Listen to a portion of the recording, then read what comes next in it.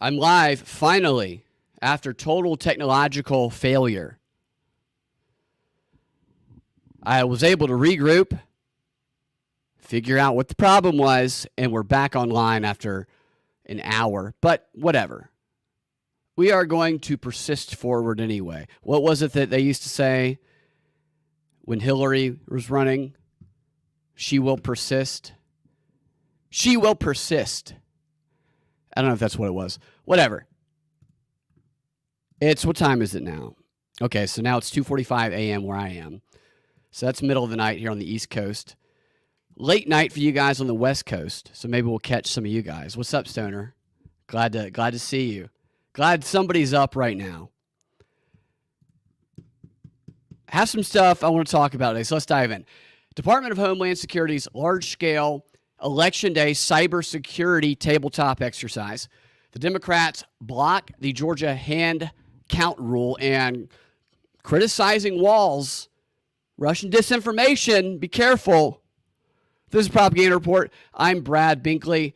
Let me make my notes a little bigger here. So, the Office of the Director of National Intelligence yesterday published an election security update. And breaking news, guys.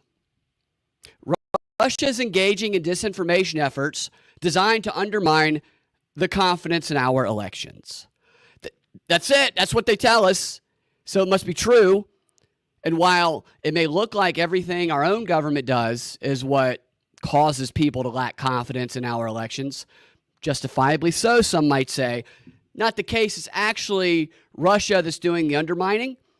And according to our nothing but trustworthy intel community, you know you're dealing with Russian disinformation when you see or hear someone doing something like questioning the outcome of the 2020 election, reserving their right to question the outcome of the 2024 election, or God forbid, doing something so obviously Russian, such as asking if maybe the lack of confidence that many Americans have in our election system is in fact justified.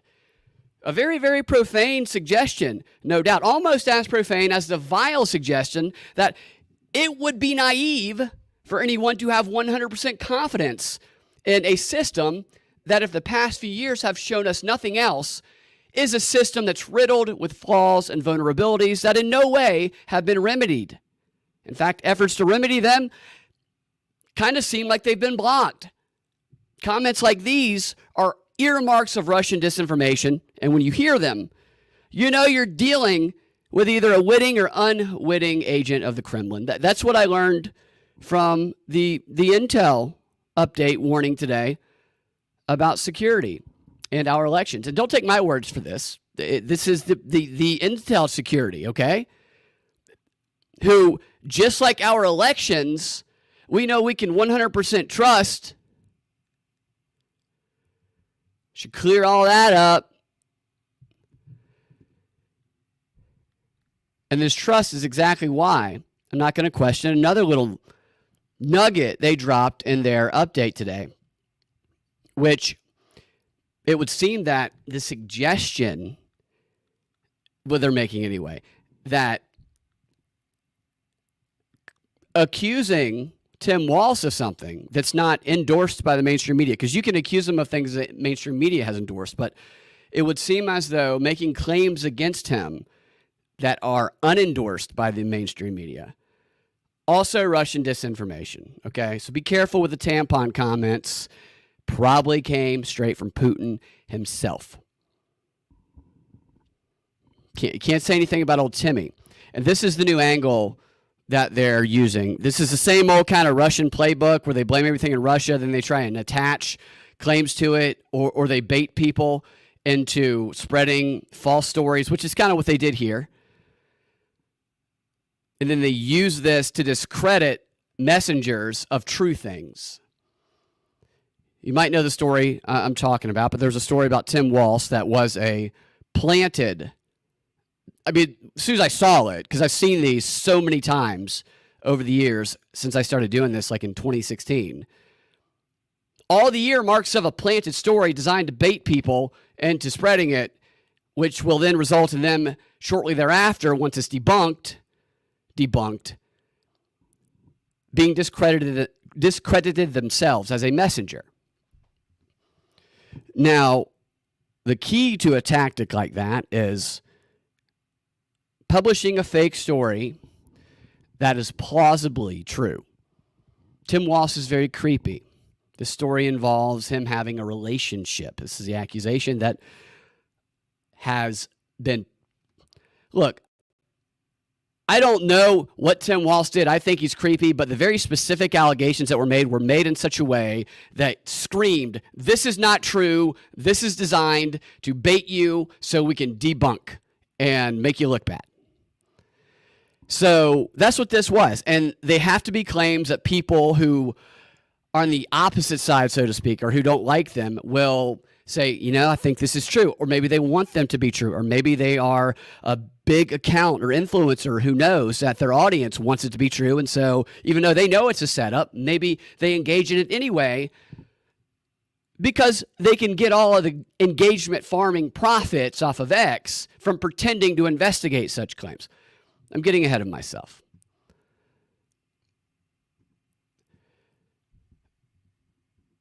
This is kind of the theme today, and it all does wrap together.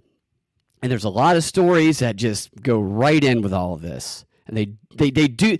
It's so, the first time I went through an election while I was doing this, I knew a lot about propaganda, but I didn't know a lot about the cycles that lead up to an election. And the tactics intensify, they try new things, but the pattern is there. They do this every single time. And today, this theme of the show, we're going to be showing stories of how insecure our elections are and an illustration of the collaborative effort between the media and the intel community to discredit anyone who dares to point this glaring insecurity out, and also their latest propaganda strategy of discrediting, as I mentioned, credible stories or sources or both. And in some cases, discrediting provable claims about problems with the election by baiting those influencers on social media and politicians into spreading these obviously planted stories. Starting with 3 stories that show why it's more reasonable for people to question and lack confidence in our elections, and that lack of confidence has nothing to do with Russia. You guys know that. We know that. But it's good to point out the stories that are there so we can show other people who don't know that yet. While I'm going through these stories here, I'm going to put this up on screen. Sorry, my screens are all messed up because my computer freaking crashed. Thanks, Stoner. It's always prop from that Always Sunny in Philadelphia. Is that prop? Which prop? Oh, behind me? On the wall? Yeah. Yeah, doing known research is Nazi stuff, Stoner. That's actually, so Ian and I were filming on the green screen earlier this week, sketch, and so I had to rearrange my setup here a little bit. This is actually a green screen, and I just found an image that looks similar to my other setup. Yeah, so that's not even my real wall. That's an image. Kind of similar to my real wall, though. So, all right, so up on screen, this is crazy. Shouldn't be crazy, but it's crazy. And I was first alerted to this by Garland Favorito, but ask yourself while going through this, does this story, is it more likely to make Americans more confident in our elections or undermine their confidence? And here's the story. Homeland Security has decided that they will be conducting a large-scale 4-hour critical infrastructure tabletop cybersecurity exercise led by CISA, the Cybersecurity Infrastructure Security Agency. It has security in there twice. This is the agency that made the world's most unprovable and ridiculous claim that the 2020 election was the most secure in American history that all these people are citing all the time. CISA will be leading this cybersecurity large-scale exercise, this tabletop, on Election Day. On Election Day. In Atlanta. In Fulton County, the intel agencies are doing a cybersecurity exercise on Election Day in the county that gave rise to all of the election-related controversies that have been the subject of the news for the past 4 years because of problems that occurred there in 2020. In the county where the media has been demonizing the state elections board members for making hand count ballot rules, which have been blocked already. For months, they've been demonizing them. In the county where Trump was indicted by Fani Willis and that famous mugshot photo came from. That's the center of all of the election controversy and fighting.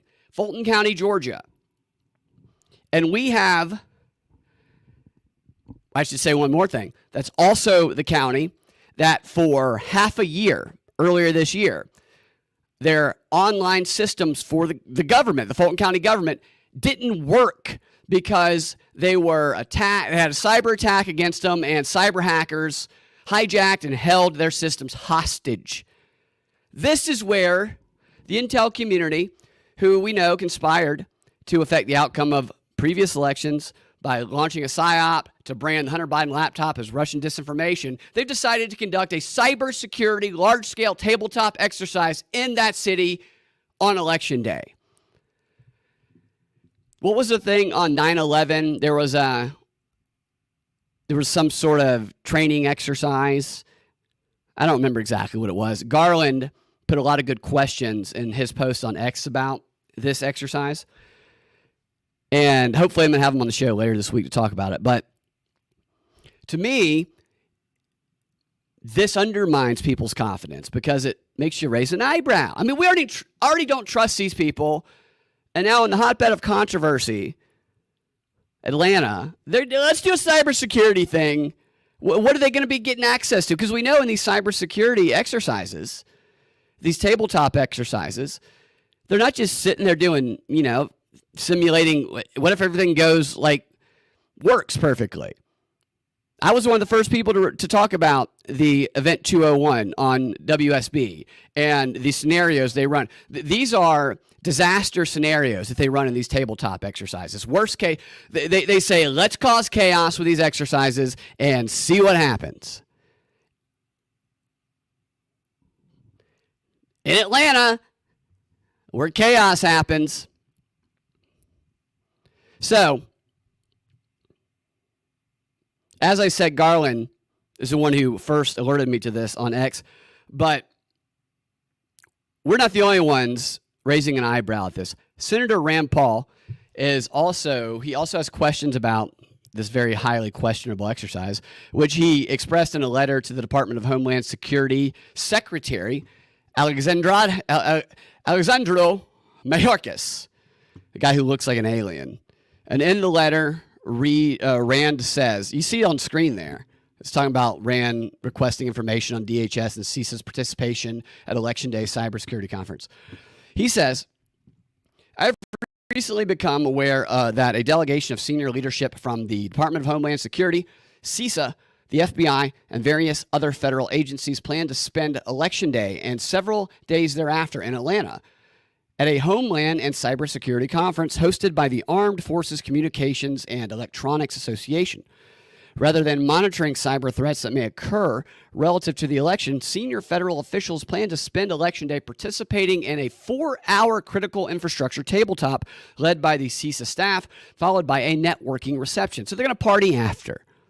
Federal officials are also expected to participate in a large-scale cybersecurity exercise on Election Day. So is that? I don't know if that's a separate exercise. Are there two of them? I don't know. Garland will probably know more. Hopefully he'll be on Thursday afternoon. He then says, Rand Paul does, and I'm not reading the whole letter. I'm going through parts of it. I'm deeply concerned about federal resources being diverted to support participation in an Election Day cybersecurity conference in Atlanta, Georgia. It is well known the state of Georgia is perceived as a critical swing state. The Georgia electorate has endured years of Election Day-related rumors, intrigue, and litigation. The presence of DHS, CISA, and other senior administration leadership in Georgia on Election Day may contribute to the efforts of those who would seek to undermine the perception of electoral fairness. Exactly. But yeah, it's Russia doing all the undermining of confidence.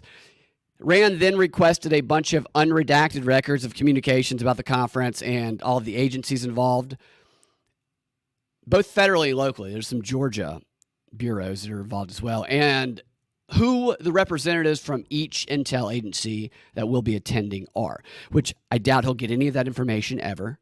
But I'm glad that he asked, and I'm glad that he put that out there because people should know about this, which is interesting because saying people should know about this could possibly be classified as Russian disinformation because it's not an expression that our elections are 100% secure.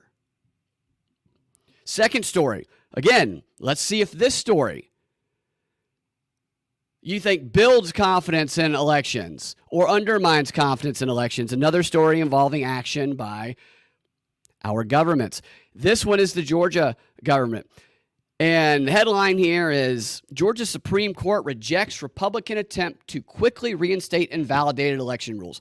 So I've talked a lot about the election rules that were passed in Georgia by the state elections board. Garland's come on the show to talk about it because he's been involved in a lot of that and how the media's demonized not only the rules, but the people who pass them. And all of a sudden, they're acting like hand counting the ballots, which is proven to be more accurate and can be done in a day because you don't have to actually, you're just counting to make sure the number of ballots match the number of votes cast. You're not like looking to see the vote and, lining. So there's demonstrations at these state elections boards meetings where people who do the hand counts in counties showed how easy it is. Nevertheless, they lie about it and they act like numbers are hard and you can't train these poll workers to learn numbers with such little time before Election Day. Nevertheless, these rules, that's not the only rule that was passed by this elections board.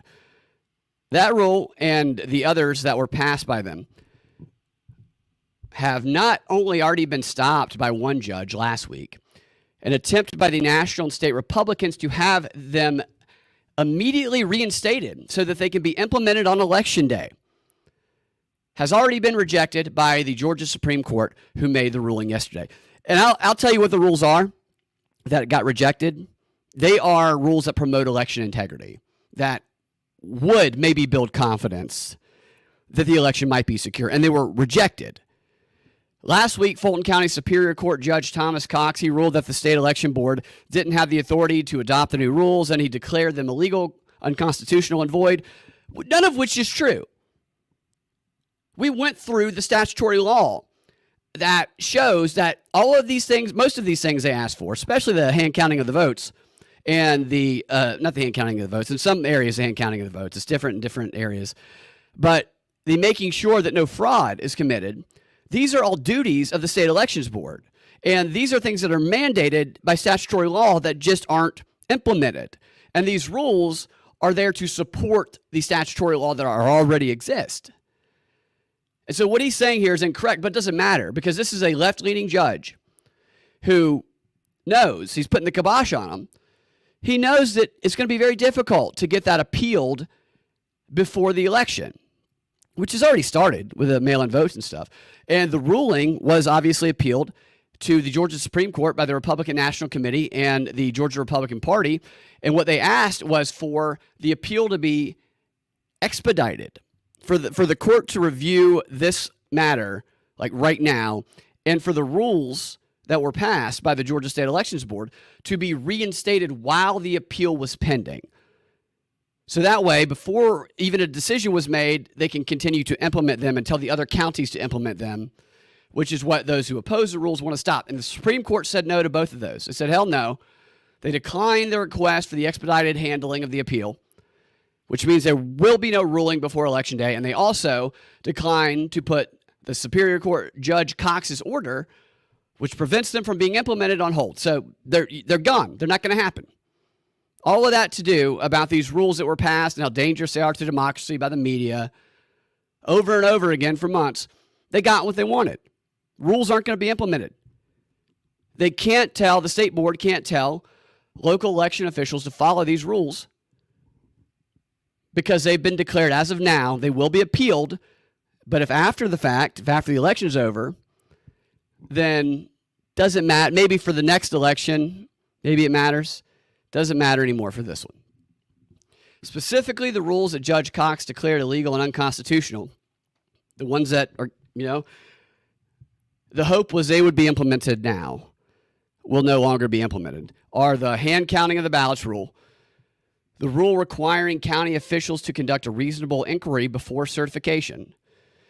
That was another controversial one. They wanted to be able to make sure there was no fraud if they suspected problems. The argument against that was, no, you certify, you're required to certify, and then after the fact, then you can investigate and bring any lawsuits you want. And we've seen what has happened with that because they certified the 2020 election despite what has proven to have been problems that existed that then have been litigated for the past 4 years and railroaded. If you can get the certification, then they don't care about the problems anymore because they know it's never going to impact what was certified.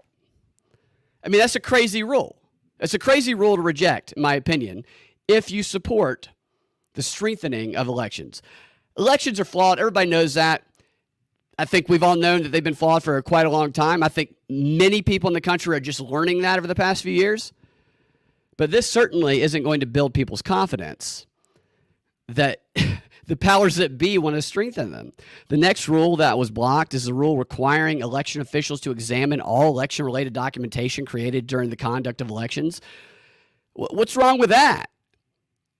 What they did in the previous one is they were supposed to keep all these documents and ballots for a period of time, but they got rid of them. And they've been asked to produce these. They haven't been able to produce documents that they're supposed to still have and ballots because they got rid of them. God forbid we have a rule that requires this examination. We don't want a rule double-checking anything. The next rule that's been blocked is a rule requiring someone delivering an absentee ballot in person to provide a signature and photo ID because Jimmy Carter doesn't have that on him anymore. Okay, it's hard enough for him to drive. He doesn't have that on him. Next rule that was blocked is a rule demanding video surveillance and recording of ballot drop boxes after polls close during early voting. What's the argument against this rule? This is chain of custody. Any period of time that the ballots and whatever aren't being monitored by a person or some sort of camera is a broken part of the chain of custody that makes him vulnerable. I mean, God forbid we eliminate those holes. The next rule that's been blocked is a rule expanding the mandatory designated areas where partisan poll watchers can stand at tabulation centers. So that's one where this is kind of like watchdogs watching to make sure that the process is being followed correctly. They don't want people watching, is what that means when they block that. The next rule, and this might not be all of them. I'll ask Garland will give us much better detail on this when we talk to him. But the final one here that I'll talk about is a rule requiring daily public updates on the number of votes during early voting. All of these rules promote transparency. They promote watchdog. They promote measures that anybody who wants there to be a more fair election, some people believe it can be fixed. I don't know that it can be fixed perfectly. But these measures, hold on a second. Something popped up on the screen. Hold on. Sorry. My computer's not plugged in. My apologies here. Okay. Yeah, so the thing on my computer, it gets broken, the plug, and if it's not like in there the right way, sometimes the power doesn't. All right, here we go. So yeah, these rules are designed to promote transparency, accountability, accuracy, and prevent fraudulent votes from being certified anyway. And yet this liberal judge, at the behest of these Democrat activists, which brought this lawsuit, it was Democrat activists from I can't remember the name of the organization that brought it, they stopped these measures which would instill confidence in people about election security from happening. That's two stories ongoing that seems pretty obvious to undermine. Not Russia. This isn't Russia. This is us. Finally, what about this story? Georgia absentee voters face dual problems of mail delays. I've been talking about this for half a year now because there has been a problem with the USPS mail services in Georgia and other states, Virginia, and I learned today, Kansas as well, for most of the year that has not been remedied. And in Georgia, there's already been a number of people who cast ballots during the primaries back in March, I think it was, whose vote didn't get counted because despite the fact that they mailed their vote in a month ahead of time, plenty of time, it didn't arrive until after the votes had already been counted. They were disenfranchised. And there hasn't been a ton of focus on this problem, and it hasn't gotten better. The reason for the problem I've talked about, there's a new mail center, I think it's called Palmetto, Georgia, which is part of Agenda 2030, designed to centralize the flow of all mail, which all it's done is block everything and prevent people from getting important. I've gotten bills a week after the bill was due that is dated a month and a half before. And this problem is out there in elections. And right here, the article says over 2,000 Georgians have requested an absentee ballot, and 60,000 of them have been returned. So 140,000 haven't. And it says, however, the method of voting that surged to prominence during the pandemic has become less accessible and riskier for voters in this ongoing election cycle. For months, lawmakers and postal officials have been warning that the issues plaguing the USPS could impact the timely return of absentee ballots, and that appears to be coming to fruition less than 20 days out from the election itself. Of course. Isn't Georgia part of Russia? Yeah, it is. I think it is. My Russian accent is... yeah, I got to make sure to keep that down. I got to do better. Absentee ballots have to be returned to election offices via Dropbox or mail by 7 p.m. when the polls close on November 5th. And when you put your ballot in the mail at this point, you have no idea. You really have no idea if it's going to get there in time. And many people have no idea about this problem. Maybe a bill or something showed up late, but they might not have thought much about it. Maybe they pay their stuff online all the time, so they didn't notice it. How many people are following the USPS mail delay problem? Probably a very small percentage of people. So even when solutions are offered, because in some Georgia counties, like DeKalb County, Cobb, and Gwinnett, they recently approved a program that allows absentee voters the ability to hand-deliver their ballots to poll workers at an early voting precinct. How many people know that? I didn't know that until today. And I follow this stuff all the time. I'm one of the only people, besides you guys, who are even aware of this problem. So how is this information going to get to people to inform them that they better take that ballot there themselves? What percentage of these ballots won't show up? Furthermore, as I said, Georgia's not the only state. Virginia's had this problem. There's a couple other states as well. But in Kansas, Republican officials are encouraging voters to avoid potential USPS processing obstacles by hand-delivering their ballots to a county election officer or ballot drop box prior to Election Day. And the reason they're doing this is because back in August during their primary, about 1,000 Kansas voters were also disenfranchised because of the USPS's inability to properly process the mail-in ballots. Does that build people's confidence in elections or undermine them? This ain't Russian. This is a problem that has persisted for an entire year that hasn't gotten a lot of attention. And you have this, the USPS mail delay. You have the election cybersecurity infrastructure training exercise, tabletop exercise by all the intel agencies happening in the hotbed of controversy, Fulton County, on Election Day. And you have all of the rules designed to promote election integrity being blocked. None of this is Russia. Yet we're told that pointing this out is Russian disinformation. the fact that it's us that creates justifiable lack of confidence in our elections. I heard some people during these public comments at the state elections board meeting that went up there and said, our elections are secure. I believe in them fully, 100%. And I think they believed that. When I see people in the media say that, you can tell these are actors, propagandists who know they're full of it, but it works on some people. I'm looking at these people like, this person actually believes in the security of elections because they have been conditioned to dismiss or inoculated from any facts that are inconvenient to that belief system that has been brainwashed into them. And this brings us back to this warning I talked about earlier, which the office of the Director of National Intelligence made. Despite their own community, with the help of the media being the one that creates this lack of confidence, that it's actually Russia and foreign actors, but mostly Russia.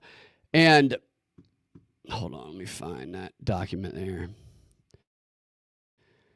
Okay, so here's what they tell us, basically. I'm going to sum up this update from the Office of the Director of National Intelligence with the previous one, warning us that Russia and foreign actors, mostly Russia, are undermining the elections, and the way they're undermining our elections is by, these are the tactics, and I'm telling you these because I'm going to show you an example of what I think is our intel community doing what they're accusing Russia of doing here in a second. But the tactics they say Russia uses: laundering material that does stuff like causing people to question the outcome of the election, or laundering material that's false stories or conspiracies that causes division, and they launder it through prominent figures or by publishing this kind of content on what they call inauthentic social media accounts, or by getting this content out there via a fake leak, a whistleblower who leaks content that appears to be sensitive and controversial in nature about a public figure, but that is actually AI generated. And there were a couple stories that hit all these marks recently. They also say that this false content that Russia tries to get in front of the American people, that it is, the subject of it is about these prominent U.S. figures, and that it's consistent with Russia's broader effort to boost Trump's candidacy and to, make Harris and the Democrat Party look bad through conspiratorial narratives. That's what they tell us. And then they go on specifically to talk about the latest example that they identified. They say, the Office of the Director of National Intelligence, they said that based on newly available intelligence, the intelligence community assesses that Russian influence actors manufactured and amplified inauthentic content claiming illegal activity committed by the Democrat vice president candidate, Tim Walz, early in his career. You see where I get back to connecting from earlier. The intel community reviewed electronic media associated with this effort, and in doing so revealed several indicators of manipulation that are consistent with the influence efforts and tactics Russian actors have used this cycle, including those highlighted in the mid-September election security update, which are the tactics I just told you about, the laundering through those big and or fake accounts. So this is what I was talking about at the beginning. This is the story that was viral on X for about a week. I think last week or the week before, that claimed to be showing evidence that Tim Walz was having sex with an underage male student back when he was a teacher. A very plausible claim, honestly. It's easy to believe that Tim Walz is that kind of creep. But when you look at the story, when I looked at it, very, very obvious, because it's just like all the other ones they do this with. That's not real. Maybe a story comes out. So what you do is, what they do all the time is, it's like Snopes. They put up a claim nobody's making, or in this case, somebody was actually making it and providing, obviously, it was like the Nigerian prince scheme of claims, because there was just such obvious indicators that this was bogus and a setup and bait for people who wanted to believe it was true, so they could then later be discredited when they debunk what's obviously going to be debunked. And they make the claim plausible so that if there are other claims that people make that sound similar to claims like this, that might have, I'm not saying there is anything like this about him.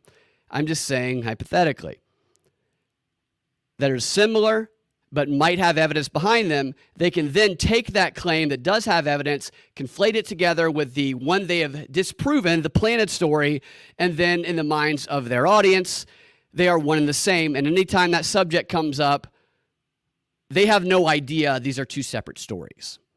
It's like what they used to do with Jeffrey Epstein.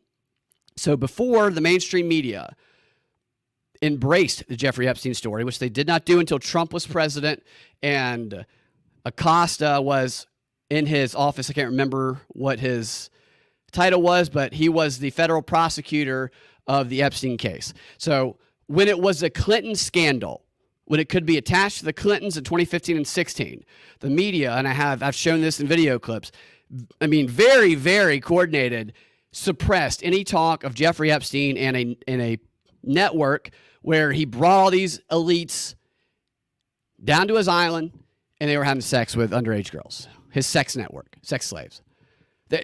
Anytime, you know what they did is, Pizzagate came out as a story, which was a story about Democrat elitist pedophiles taking underage people, trafficking them in the basement of a pizza parlor. And then they send that guy in there with a gun to try and look for the kids in the basement. And he doesn't find anything. And then Pizzagate becomes a story that if you even mention the word Pizzagate, your video gets kicked off. This one might get kicked off. And so what that story did was it gave the media this sensational story that had lots of truth within it. There's definitely a pedophile of elites, rich people, who were engaged in this kind of trafficking stuff with Jeffrey Epstein on his island, which later they even admitted. But anytime somebody would bring up the Jeffrey Epstein story, the news, Brian Stelter used to do it all the time, would go, oh, we're not going to talk about this Pizzagate nonsense. So Pizzagate's conflated with Jeffrey Epstein, the bait story with the true story, and this is what this kind of thing can be used here with Tim Walz. I don't know if there's anything like this with Tim Walz. But there's other things they can do with this type of disinformation, too. I'm going to show you how Jake Tapper uses it specifically in a second. But the account that this came from, you probably remember Black Insurrectionist was one of them. That was one of the main ones that was spreading the story, and he was spreading all these emails he said that he got from the person who was now becoming a whistleblower, a former student whistleblower, telling Black Insurrectionists through email that he did, in fact, have a relationship with Tim Walz. None of the emails were like, all of the evidence this person created was just fresh. It was so obvious it was freshly created. It was just saying, please take me and run with me so I can discredit you. And, man, yeah, I got to tell you. So, like, big accounts did share this. Ian Carroll, I believe is the guy's name. I could say he took the bait and he spread it, and that's going to make it easy for them to discredit him in the future if they ever need to. But also, it's going to make it easy for people who watch these networks, who learn about this stuff, to discredit any of us who are classified as conspiracy theorists, because the bigger accounts shared the thing that was obviously a setup. And that reflects back on the entire, because the entire conspiracy theory community network is tied to the ones that people remember who spread false things. Or allegedly false things, whatever. And personally, I don't think he took the bait. I think that I think he probably recognized what it was. And I think he recognized that by humoring this story, pretending to investigate it to the audience, to his audience who he knows would love it, that it would drive up that engagement and that it would get all them X profits. Maybe I'm cynical, but that's how I see that. I see the intel community putting a bait story out there, big accounts taking it and running with it, making it easy to discredit other claims and other people, and the people who took it and ran with it, profiting off of the entire thing, achieving their goal as well. Everybody achieves their goal except those of us who are actually trying to uncover truth in a post-truth world. Where am I? You heard that Walz doesn't use tampons with anti-environmental ingredients. Is this true? Or is this, that's straight from Putin himself, Stoner. Right out of the Kremlin is that claim. Georgia is in Russia, you Russian Christian nationalist racists. Look, you got to stop outing me, dude. I can't take this green screen down because my Russia Christian nationalist racist flag is hanging on the wall back there. Okay, so where is this thing here? Oh, look at this article, by the way. So this article it shows you a couple art. Look at this. Is it up there? So this was today. Russia is behind viral disinformation targeting Walz, intelligence official says. Anonymous intelligence official. Come over here. Come to Wired. Let me see if this one actually has the black insurrectionist guy. No, it doesn't. But this one does. I know it does. So you see here, this is from Wired yesterday. Russian propaganda unit appears to be behind spread of false Tim Walz sexual abuse claims. And no, Walz. So black insurrectionists, just to show you some of the stuff it wrote. Here it says in the article, numerous figures in MAGA world boosted just listen to how they're using this to discredit people who might be telling other truths now. Because they're branded as a liar, so other things they say that might be true then get discarded, like the truthful Epstein stuff I was just talking about. Numerous figures in MAGA world boosted the Tim Walz assault claims, including Jack Sobiak, the Pizzagate promoter, who is now a member of Trump's campaign team, and Candace Owens, a popular right-wing podcaster. The claims went viral on X last week when an anonymous account called Black Insurrectionist posted screenshots of emails from a purported victim. Other X users quickly debunked the claims, citing formatting errors and the images that suggested the emails were fake.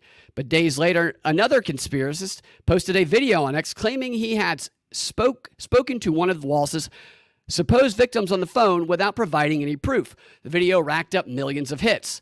Then on Wednesday, a video. So this is where we get into this is the whistleblower that the intelligence warning was talking about. This is the, what would they say, unsubstantiated or inauthentic account that it comes from that they were talking about. And now we have the artificial intelligence that they were talking. This is all of the check boxes that the Department of Homeland Security, whatever, the Office of Intelligence laid out. And the only thing is, I feel pretty confident that it's them doing this, pretending to be some Russian leaked account or whatever, spreading. That seems a lot more plausible to me. And thank you. Thank you for the $2 for the Russian Christian Nationalist Flag Fund. These things are very expensive. They're very, very, they respect the flag. It's a beautiful flag. It's a beautiful flag. Then on Wednesday, a video claiming to show a former student of Walz's describing abuse by the former football coach spread widely on X. Man, I saw this spreading. It was crazy because it wasn't it was AI. And according to Wired analysis, using several deepfake detectors, the video was created using AI. Yeah, you didn't have to use deepfake detectors. All you had to do was watch it. They act like you have to use deepfake detectors. I don't have the video pulled up. I'd play it. But all you have to do is look at it, and then you can also look up the name of the person who they're claiming it is, and you can see that this AI video is clearly not this person. But yet people want to believe it. And when big accounts who know they can get engagement and X profits decide, do I care more about truth and investigation, or do I want them profits that I know are going to jack up because this is engagement bait right here? Maybe some of them truly believed it. But I have a hard time believing that for all of them, especially with some of the posts that they made. Like I was reading some of these big accounts, and a couple of them maybe bought into it a little. But most of them, I'm like, these people they're just as bad as any other grifter, some of these people. The video, shared by an anonymous QAnon promoting account, garnered over 4.3 million views before it was deleted. The campaign to attack Walz predates the video. It traces back to John Dugan, a former Florida cop who now lives in Moscow and runs a network of pro-Kremlin websites. This is how they link it back. Dugan appeared on Zach Payne's QAnon show, Red Pill 78, on October 5th with an anonymous named Rick, who said he was a foreign exchange student at Mankato West High School in 2004 when Walz was a teacher there. Rick then claimed Walz assaulted him, and Dugan did not respond to a request for comment. The claims didn't go viral until the release of the viral video. And this pisses me off right here. It says Linval, co-director at Clemson University Media Hub, tells Wired that he immediately recognized this tactic as part of Russia's well-established disinformation playbook. They act like Russia's well-established disinformation playbook isn't our well-established disinformation playbook. Like, we don't have more sophisticated disinformation plays than they do, even though what they describe are things that we have provably done ourselves.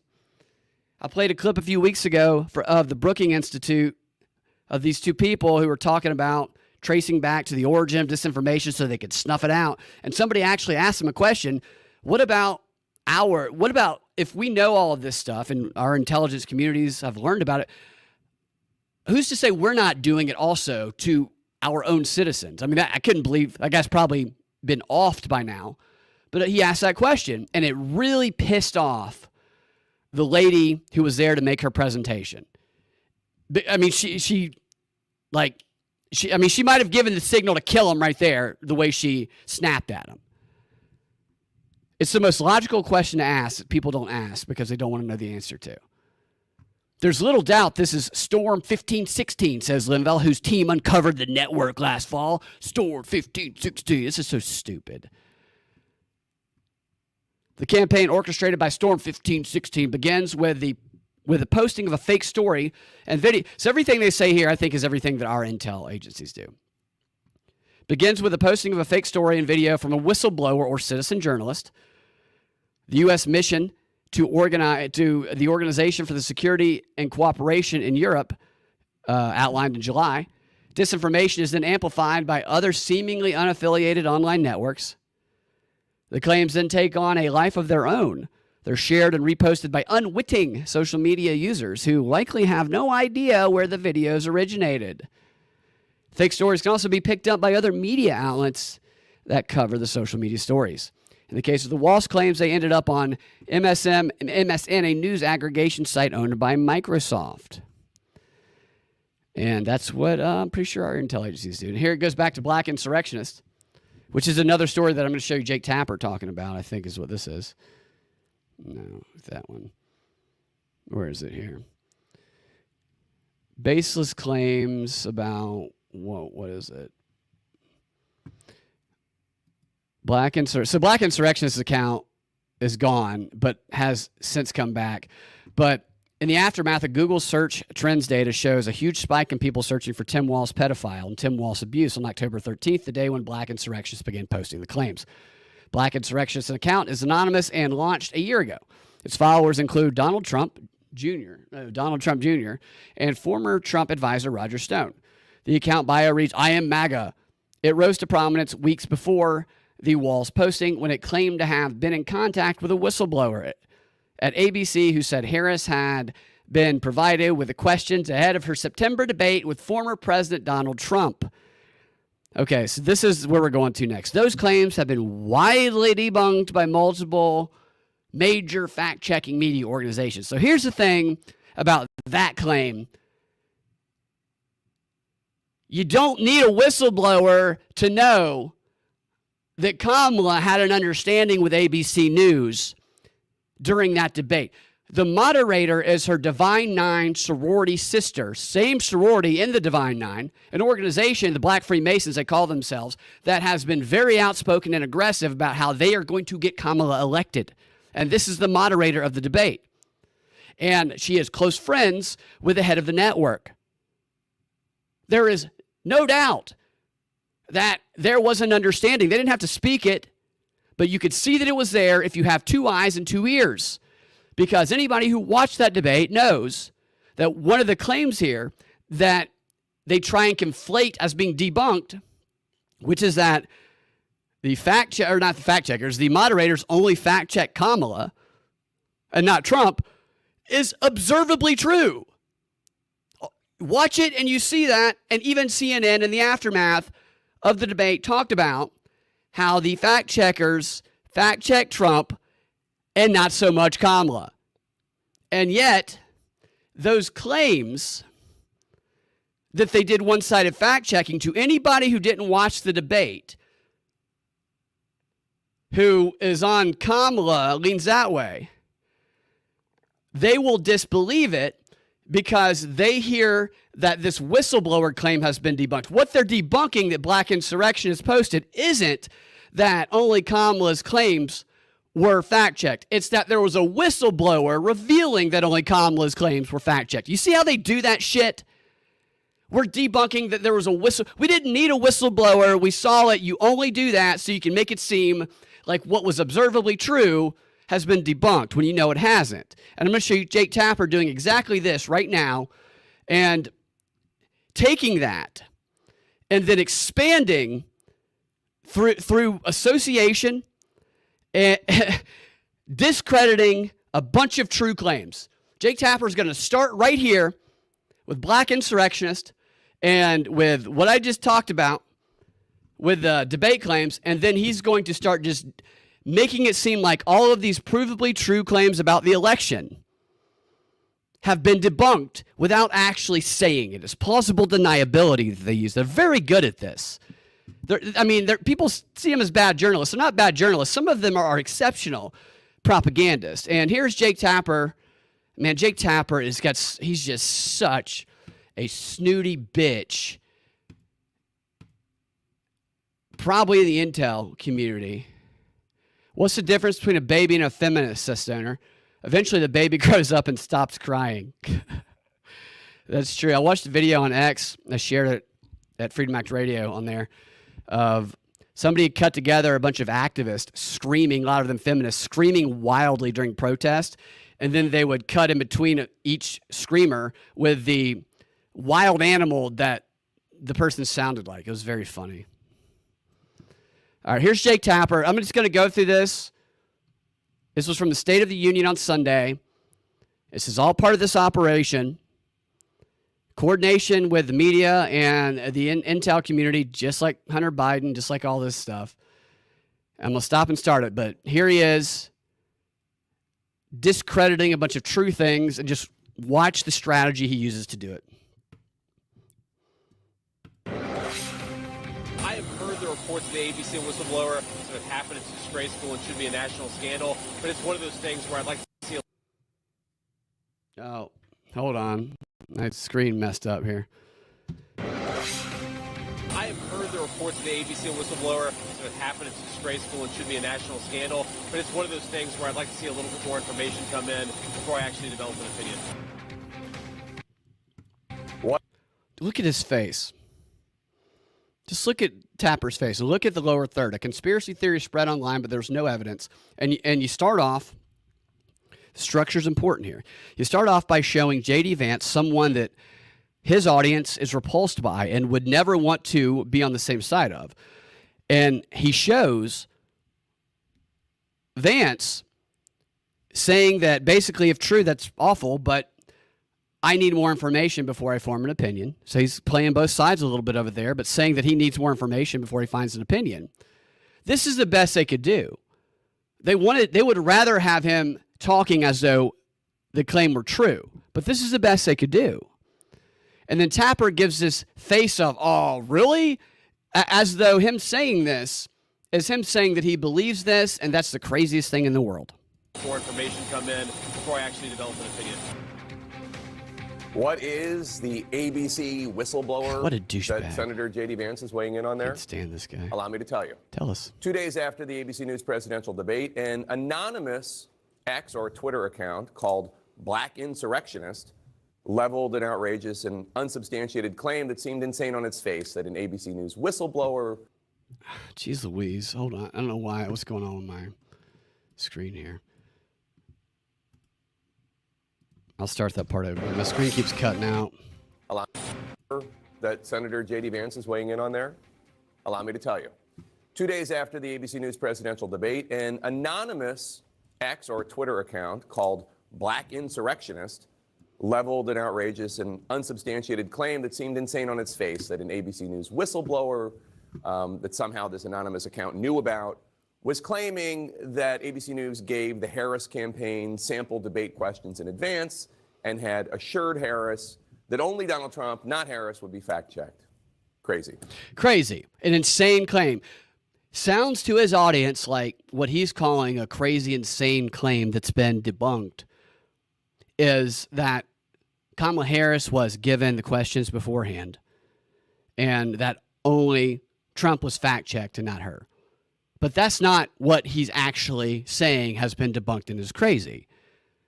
He's saying that the claim that by Black Insurrectionist, that Black Insurrectionist knows a whistleblower from ABC who is revealing this. That is what he's debunking and saying crazy that there's a whistleblower. And I agree. It is crazy because we don't need one because we all saw it ourselves. And again, I can't prove that Kamala was given the questions. He can't prove that she wasn't. But what I can see is that Kamala was very prepared for certain moments and that only Trump was fact-checked and she wasn't. Something his own network talked about after the debate. So it's very sly. He thinks his audience is very stupid with his uppity tone. This is part of this whole thing. You got to have somebody who's a good propaganda messenger for your audience, who can talk as though things who aren't crazy are just the craziest thing in the world. The most reasonable thing on the planet is just insane, and he is great at that, this guy is. Despite the total lack of any verifiable evidence from this random anonymous Twitter account making this claim, the post racked up millions of views. Making this claim that there's a whistleblower on X. And then it got even worse. Elon Musk spread the claim to his 200 million followers. This is the chicanery that they do. So now that he has debunked the claim, so to speak, the crazy claim, now let's go to the influential figures who shared it so we can hurt their credibility as a source. But what he doesn't differentiate between, because he's a propagandist, is that what Musk and others, I'm guessing, I don't know what's in their heads, but it's reasonable to believe that anybody who shared this story is sharing it because what was obvious watching the debate, they believe has just been confirmed by somebody on the inside.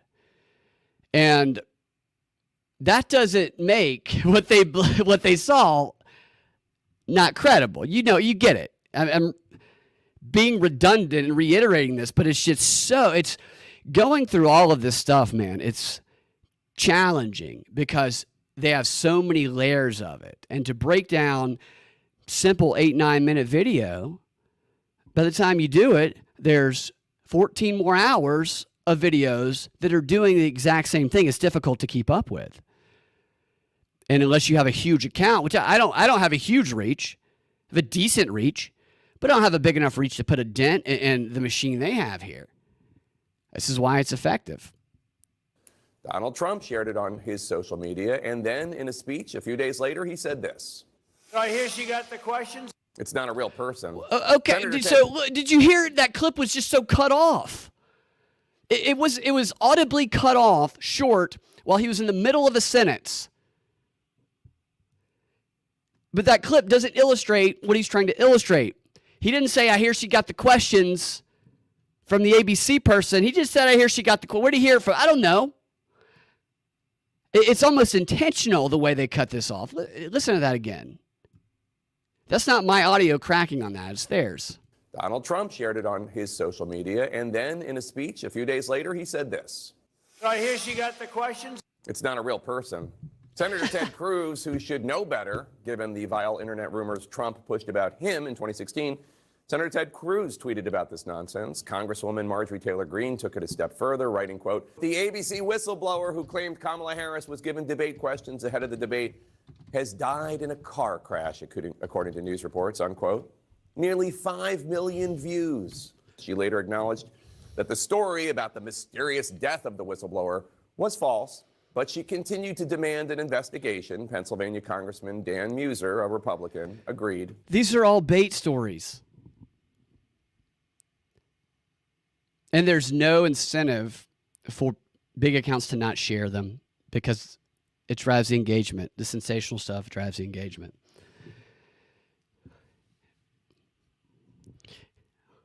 And you see how when there is a sensational story that has truth to it, you see how easily that can be buried under the rug for their audience anyway. Because they just associate it with these bait stories that are put out there to be debunked. And that, as I said, are plausible enough sounding and similar enough sounding to other stories that might have truth to them that when conflated together, their audience won't know the difference. We're going to do what we can to bring ABC in and have them answer some questions. But bringing ABC in to have answer some questions, so he's also cutting this out of context. Many people, me included, think ABC should be brought in to answer questions after that debate, not because of any claim by black insurrectionists about a whistleblower, but because of what was witnessed and because of the words that the moderator from the Divine Nine, Kamala's sorority sister, what she said after the debate, where she basically talked about how her job is activism and support. She's articulated it herself. The moderator did. That elaborating on what the moderator was saying when she was claiming what her job was during the debate, which was very obviously biased. I'll have to find that clip. I'll play it next show.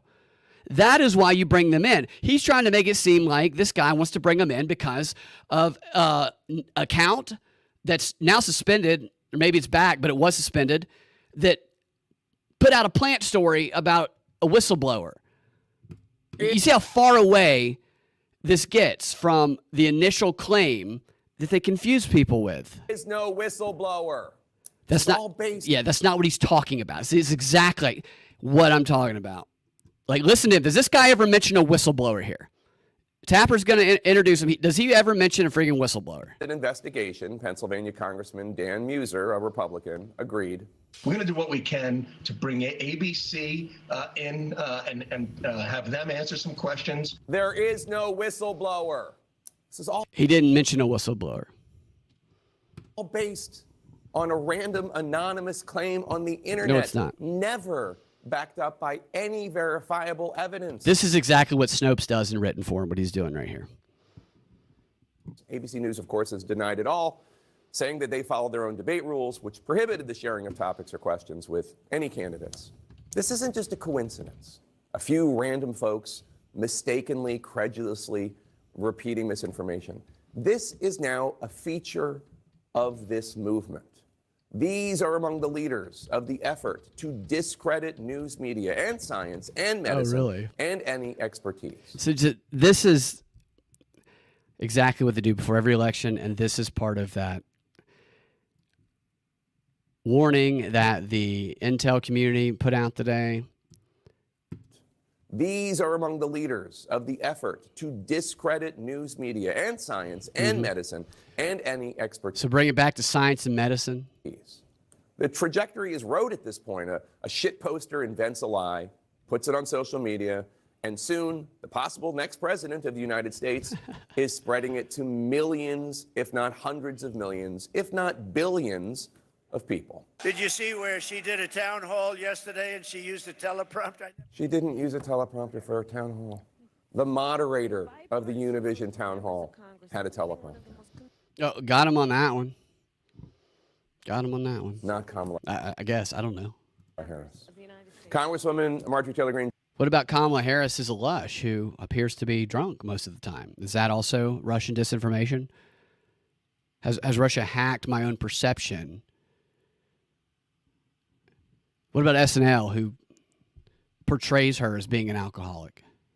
Just went on Alex Jones, who has spread those horrific lies. The moderator of the Univision town hall had a teleprompter. Not Kamala Harris. Congresswoman Marjorie Taylor Greene just went on Alex Jones, who has spread those horrific lies about school shootings not being real. She went on that show to spread wild stories about voting in this current. See what he did there? Further discrediting her, or attempting to, by not just saying that she shared what turned out not to be true, which she went on and shared that she admitted that it wasn't true, something she shared, but also because she went on a show of Alex Jones, who they have famously branded to certain parts of the population as the ultimate spreader of lies via Sandy Hook. So therefore, anybody that goes on his show, according to this association, guilty by association, must also be telling lies. And since she went on the show to talk about the election, she must be telling lies, because why else would she go on Alex Jones' show to talk about the election other than to tell lies about it? This is how you take it from the black insurrectionist claim that he started with, and now you're pulling it to any claims that are truthful or have evidence that suggests there should be a little bit of investigation about the election, trying to claim they're debunked. You'll notice here the rest of this clip. He debunks nothing. He actually hasn't really debunked anything so far, except for something that very few people actually were making an argument for. Just like Snopes does. Pick something similar that nobody's arguing, debunk that, claim that everything else that they are arguing has also been debunked.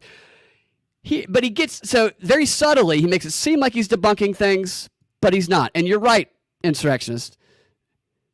I just called you, I don't know what, you're right about, you're right about Jake Tapper having did I call you insurrectionist, Stoner? I guess we're insurrectionists, both of us. It's like a black insurrectionist on the mind. Now I'm spreading disinformation. But you're absolutely right. Jake Tapper has the face of a habitual glory hole user. I've been trying to figure out how to describe his face, and I think you just pinpointed it right there. Yeah, he is the boogeyman, Alex Jones is. Congresswoman Marjorie Taylor Greene just went on Alex Jones, who has spread those horrific lies about school shootings not being real. She went on that show to spread wild stories about voting in this current election. Wild just a few stories. days ago. So when this voter printed their ballot and they looked, it had changed. That's extremely concerning. It sounds similar to what we heard in 2020. Something's extremely concerning, but it's not the story there. Trump booster Elon. So you notice that. He didn't debunk that. Claims that the QR code did not match up with the vote that was cast. He said something's truly strange, and it's not that story. So that's actually not a debunk. The debunk came in the priming leading up to it and the associations that he has created in his audience's mind, him and the rest of the media. Because that claim there, this is something that Garland Favorito has been talking about since these Dominion voting machines were implemented in Georgia. He went and talked to the Georgia Secretary of State before the Georgia Secretary of State implemented them and told him that the QR codes that she was talking about are a problem because, and they make the elections vulnerable because there's no way to verify that the QR code actually matches with the vote that was cast. Because you cast your vote, and then it prints out your ballot, and all you see on the ballot is the QR code. But the voter had no way to verify that.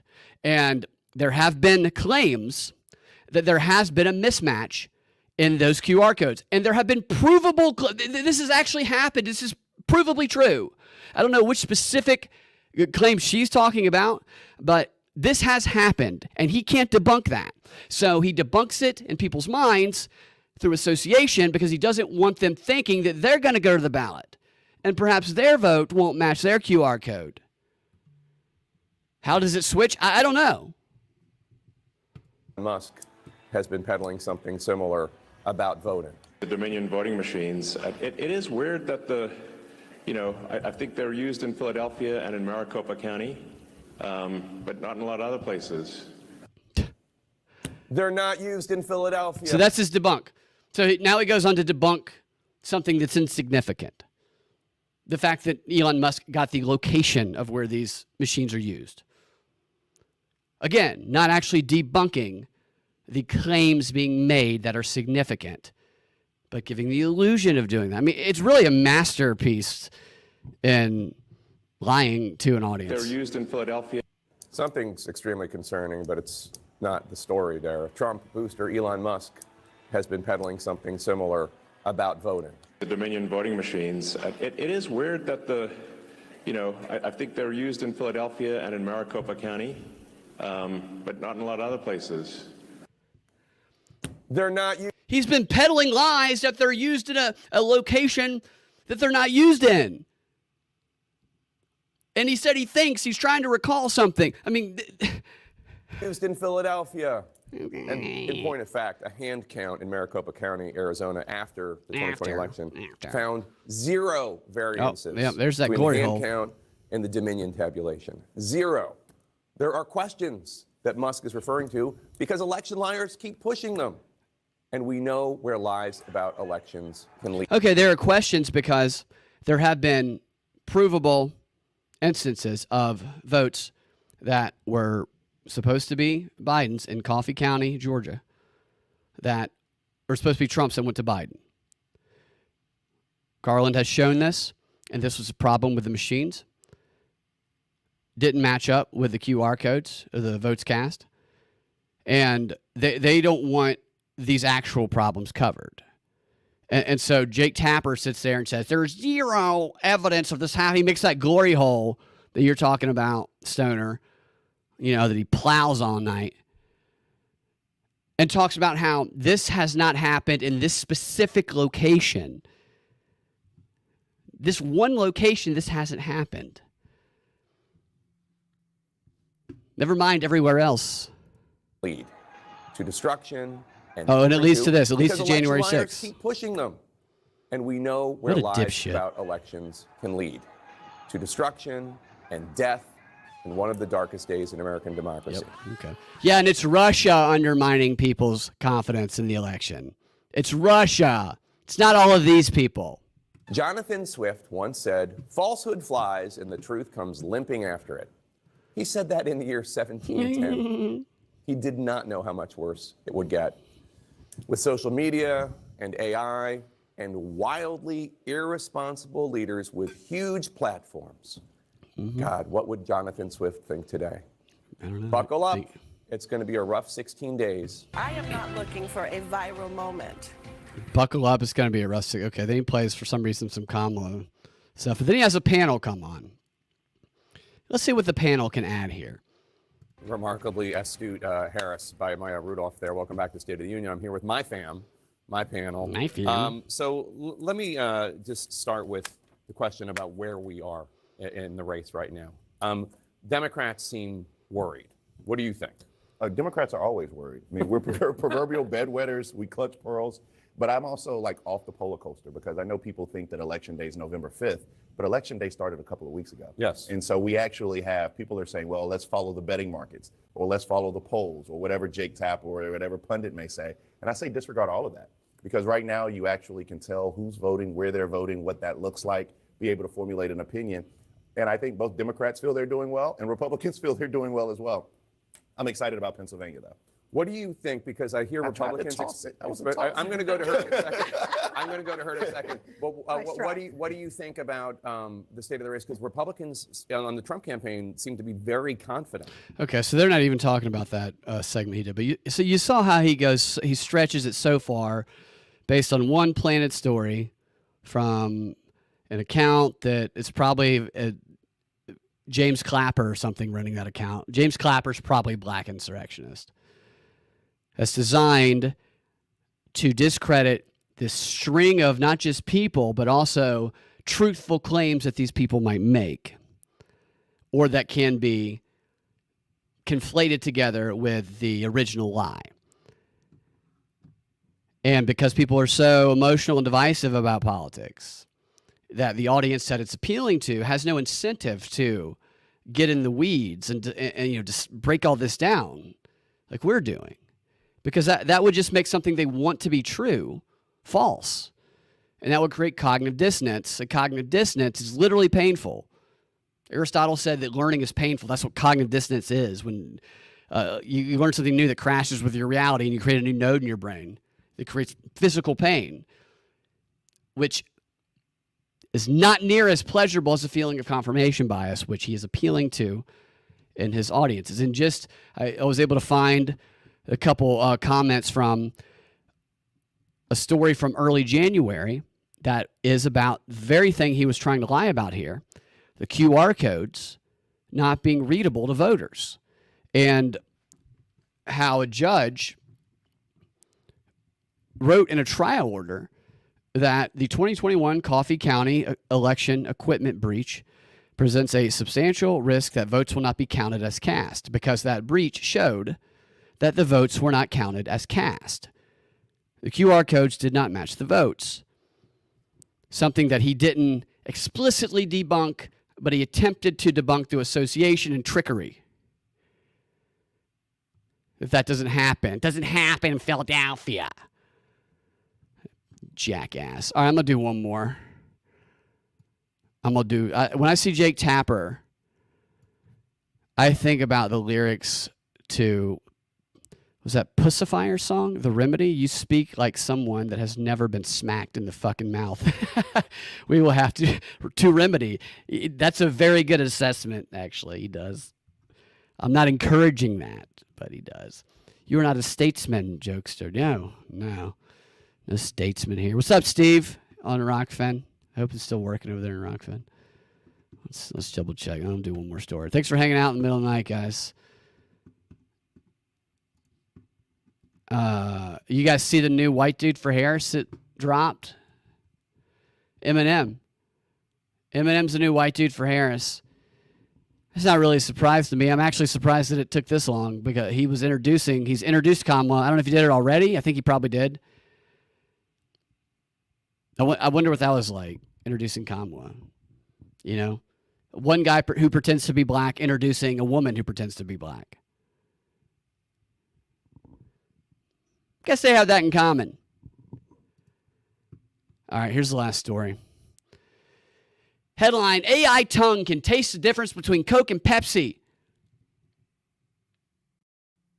Finally, AI has mastered not only haiku, but the Pepsi Coke challenge. This is exactly what we need this stuff for. Thank God. AI is going to take over the world by defeating humans at the Pepsi Coke challenge. The tongue, according to the article, has the potential to detect the chemical makeup of and the differences between liquids beyond human abilities. Of course, they didn't demonstrate that because detecting the difference in Coke and Pepsi is not beyond human abilities. Some ladies asking, what else can that tongue do? Maybe some guys as well. I want to see what the tongue looks like, personally. There's no picture in the article. Is it a good-looking tongue? Is it a tongue that looks like it's been brushed? Has good breath? Nothing worse than an AI tongue that smells. Halitosis tongue. Researchers at Penn State University suggested that the device's unique sensors. I'm going to start calling my tongue the device. What are you doing there? I'm just wagging my device around. Suggested that the device's unique sensors could be used to determine whether food is fresh or contains harmful contaminants such as omnipresent forever chemicals. I think we have things that do this already. It doesn't sound like everybody's going to get an AI tongue at home. Like you're going to open the fridge and go, I bought all these groceries, but I didn't think to check for the forever chemicals. Has anybody seen my AI chemical detecting tongue anywhere? Hey, honey, stop using the tongue. That's not what the tongue is for. Bring the tongue in here. It's to determine if these are forever chemicals, not lick your penis. It's a hypothetical situation, The device's sensors can detect various liquid compositions and can differentiate between types of Coke and Pepsi, such as diet versus regular. Oh my God, it can tell whether it's diet or regular. It can also tell if milk is diluted. It can tell coffee blends and fruit juices. Very, very talented, this AI tongue. It's got to be in a face, though, right? Like, what's the face that it's in? Surely it's not just a tongue separate from a face. Because that's disturbing. It's just a little tongue waggling around. Like what's the show? What's the show? They just redid it. They rebooted it. The Munsters. I can't remember what it's called. The Addams Family. And they have the hand that just jumps around. It's like a tongue, but it's like the hand, but it's a tongue. The researchers further indicated that the new technology could serve as a cost-effective platform for a wide range of chemical sensing applications in the food supply chain and well beyond. So there's like a port of entry where there's food or whatever, or wherever all the food gets loaded up onto trucks, and you've replaced, I guess, human testers. Are there humans that are licking the food that I don't know about? Is there an assembly line of humans at every piece of fruit before it gets into Publix? There is a human that licks it and says, "This is good to go. Here's the expiration date." You're going to put a lot of those human lickers out of business. Yep, that's it. It says that there's already technology like this, but everything with AI is the promise of what it can do based on what it can kind of do this, average. Staff lickers. Yeah, staff lickers. All the staff lickers have been replaced by this AI tongue. All the fluffers have been replaced by this AI tongue. Everywhere you go, AI tongues licking things. All right, guys. Thanks for hanging out late at night with me. I appreciate it. I know I do shows at weird times. I'll do another one tomorrow, and Thursday, we will do at least one, hopefully two, if Garland is available, to talk about what he knows, his insights about the election rules in Georgia. Stoner says, looks like how I think grammar Nazis on Twitter look like in real life. The AI tongue. Don't you love the grammar? Who's a grammar Nazi? Stephen Colbert. Half of Stephen Colbert's jokes used to be, maybe they still are, him mocking Trump for having a misspelling on whatever post he made. Don't we realize by now that social media has created an environment where spelling isn't the priority?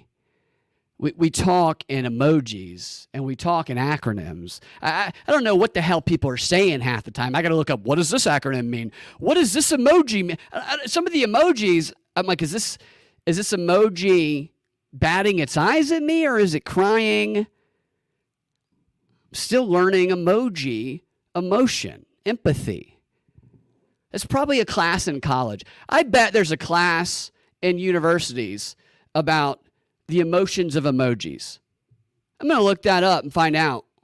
Not right now, but I'll do it later. Porn fluffers need a union. Yeah, they do. Yeah, they do. All right, we'll see you guys later. Propagandafight.com, the website.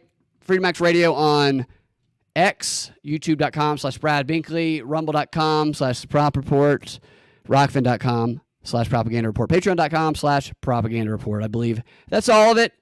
Share the show if you like it. If you didn't like it, don't share it and kick rocks, whatever. Nevertheless, I love you all. And stay safe out there. Be kind. Have a fantastic rest of y'all's day. Thanks, Stoner, for hanging out. You too, Groby. See y'all later.